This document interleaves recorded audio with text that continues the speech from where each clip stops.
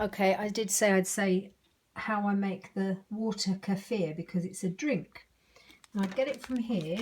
It comes like that. They're like little rice grains. It's not actually grains. It's microbacteria. So you've got all of them ready to be made into a fermented drink that's full of microbes that are really, really good for your belly, and they're probiotic. So you make your own and then you ferment it and then you leave it for a few days and then you sieve it, then you decant it and then you drink it, and then your belly says thank you. You see the bubbles coming up in there.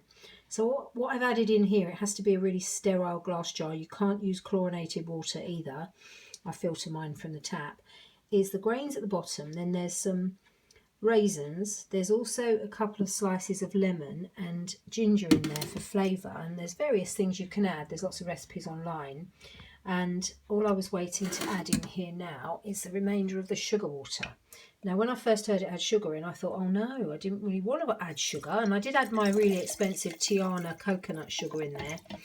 But to be honest with you, when I read up about it, Dr. David Perlmutter, who wrote Brain Maker, actually said that the sugar goes. It's not sugar anymore once it's fermented. And it's not alcohol either, because what you add, what you do is you leave the lid open when you ferment it. So I then put that in my airing cupboard.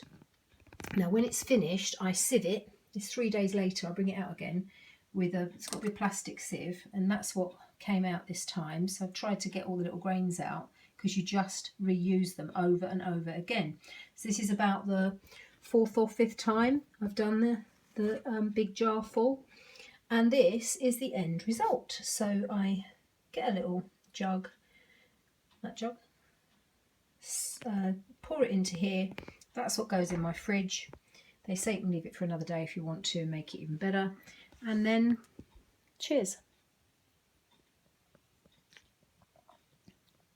When I first tasted it, it was a little bit like beer, and of course it depends what you add in it as to how it is flavoured, but it's really good. So I'm really proud of myself. I'm now making my own kefir, and just chuck that away. Apparently you can eat them, but I'm not going to try it, and that's where you can get it, but I just get it off Amazon.